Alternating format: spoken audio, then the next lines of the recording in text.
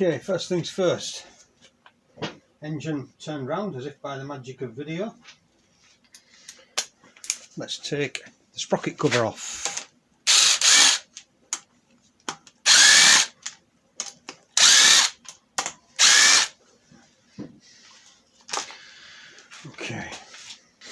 Okay, sprocket nut, as you can see, I've bent the tab washer back. I previously released this when we was in the process of disassembling the bike, so the chain was still on and the engine was still in the frame, so it makes it a lot easier to undo that sprocket nut if you do it prior to taking the engine out. It tends to be very, very tight and awkward to undo to them.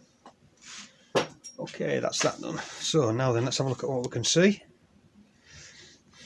We can see. Okay, this is what we've got. We've got neutral switch there. Water pump. You can see under there, oil pressure switch, which goes into the main oil gallery, which as you can see there. I'll try and get the camera so you can see right down that gallery.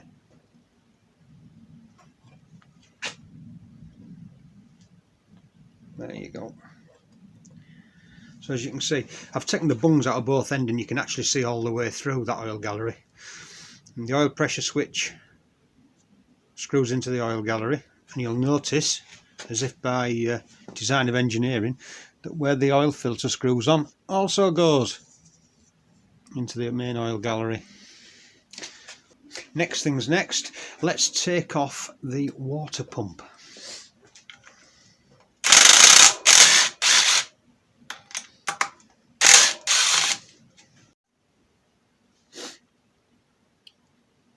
Okay, so we're going to remove the water pump, but what I want to do first, I just want to whip off this oil pressure switch, simply because I don't want to risk damaging it when we take the water pump off. So I've got a 24mm spanner here. And these are put in with a bit of sealant, obviously, because it's an oil pressure switch. So we need to use a little bit of force sometimes just to crack that sealant. I'll show you when I take it out. I don't know if you'll be able to see.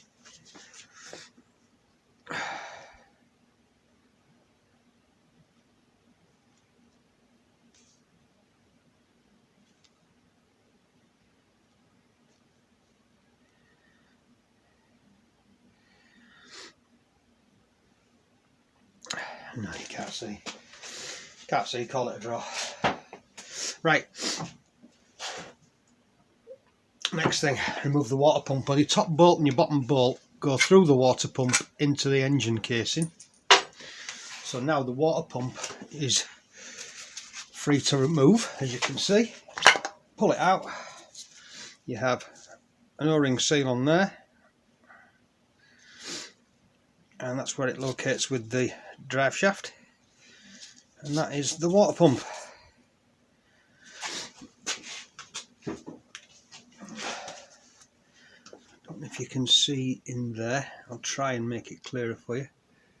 It's not very clear. I'll tell you what, it might be helpful if I put the other lights on. There we are. Is that any better? No, you still can't see it. Right, okay.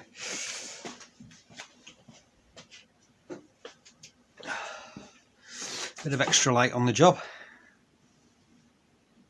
Look down there, you can see the end of the drive shaft for the oil pump.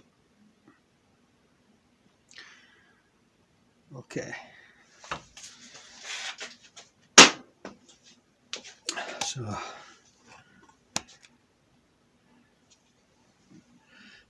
next off, this casing.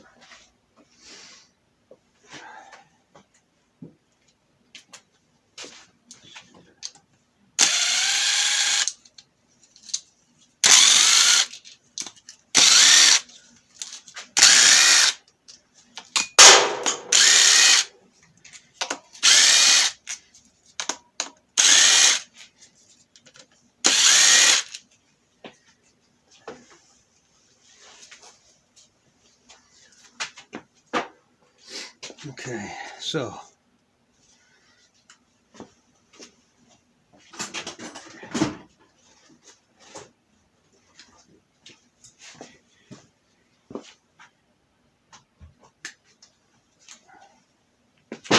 Hiya. Oh, you're right. Thank you. Let's split sandwich. Right, love. Okay, and that was the wife looking after me. 5 things I like almost as much as riding my bike. There you go. My favourite mug. Nice pot of coffee. I like a pot of coffee.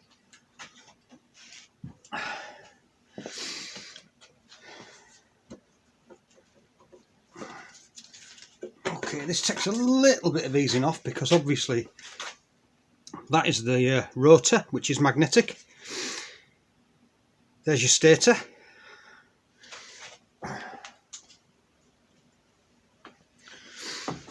Okay, we'll take out, let's move that round there.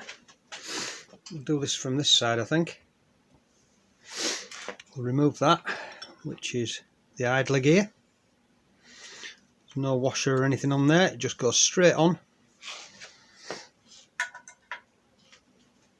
Okay. Okay, so the next one on the list of parts to be removed is the flywheel. Now, these flywheels can be notoriously tight.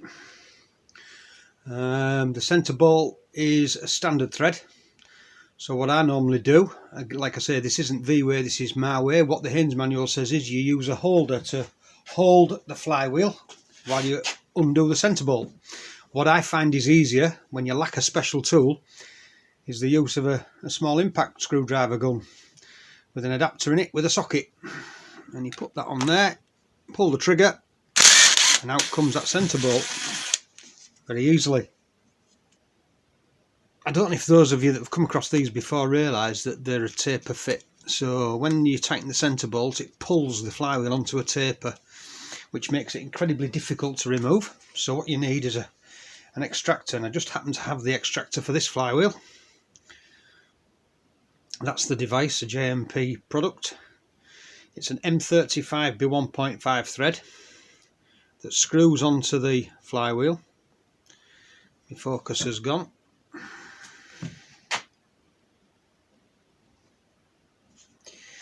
It screws onto the centre of the flywheel,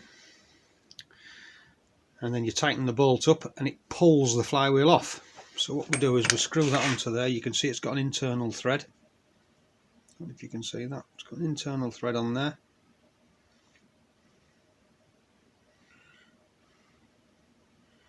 It's difficult to see, isn't it?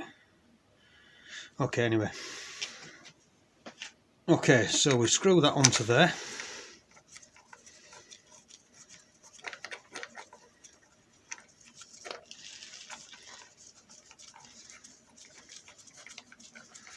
Like so.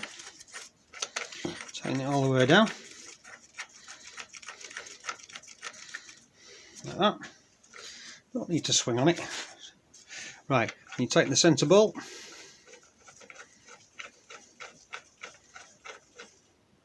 Okay. Now what we need is something to put on there to hold that. And a socket on there.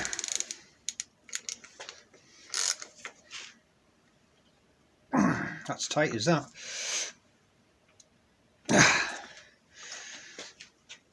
Okay, we'll scrap that idea.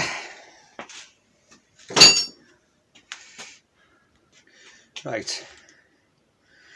Round 2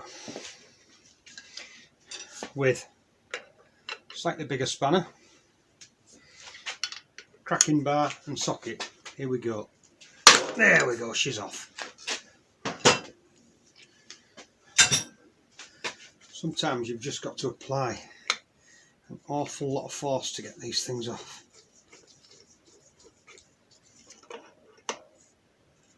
And there she goes. One flywheel off.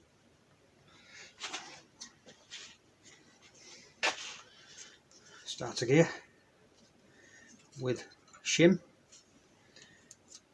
And that's it. That is the end of the motor. Okay, in the interest of being thorough, we'll need to take starter motor off as well, but we'll get to that in a minute.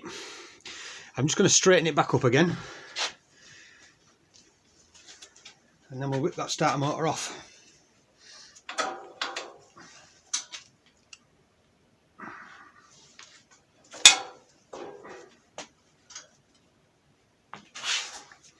Okay, so now we're on this side.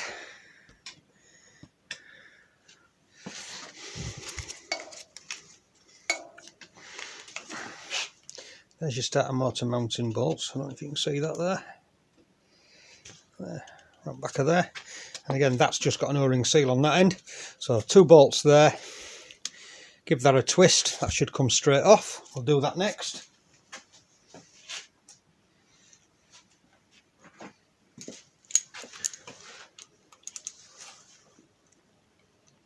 That's tight.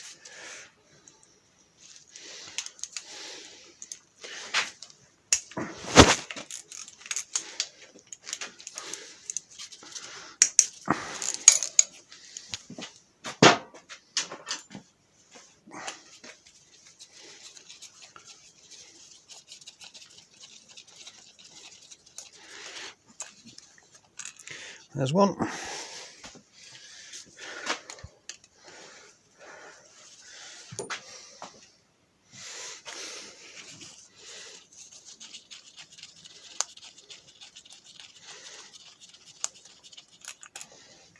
There's the other. Okay. So now giving her a wiggle.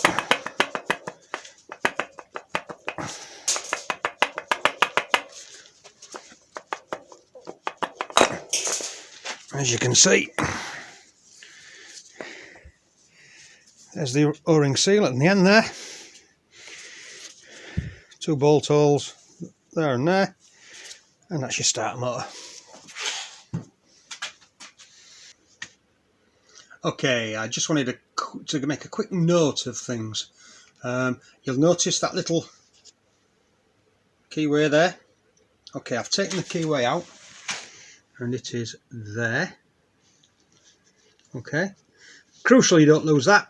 If you lose that, your flywheel won't go back properly, the timing will be out, you're in a world of pain.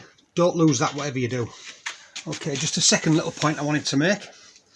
These dowels that go in these holes, there's one for that hole and one for that hole. Now a lot of engines have these on casings.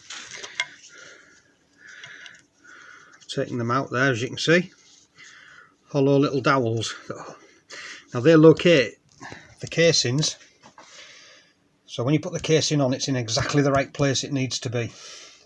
If they get damaged during disassembly, get lost during disassembly, get misshapen even with them being hollow, as you can see, it's very easy to grip them with a pair of pliers and knock them out around. So be very, very careful with those. You lose them, you'll have to replace them, you can't get around them. The clutch casing, however, they've got solid dowels. Okay, so there's 2 solid dowels on the clutch casing.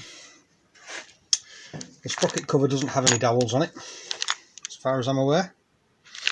And the ignition pickup cover doesn't have no dowels on it. I will be presuming because it's not so important that they are accurately placed when fitted. That, however, obviously is the alternator cover. The flywheel spins extremely quickly inside that alternator cover, so the clearances need to be exact. That's why it's on dowels. So we're almost there. I've just got the earth strap to take off and the pickup wire from the other side, so that doesn't get damaged during disassembly. So I'll quickly whip those off. Then we're about ready to start taking the head off.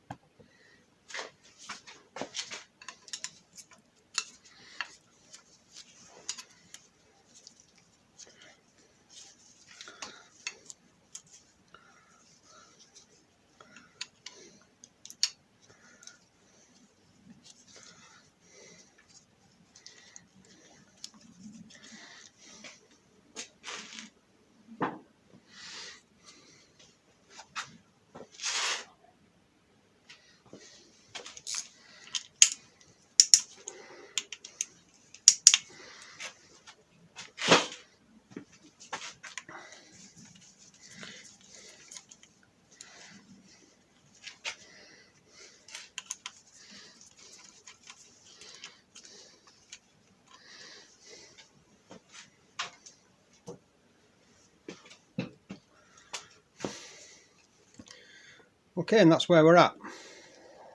It's all stripped, ready to go. That's been loosened, and don't forget I left that on because I need to rotate the crankshaft to the correct place before I take the head off.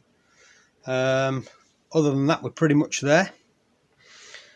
Any more bits and pieces I can take off during the disassembly of the two crankcase I have. So, back in a mo.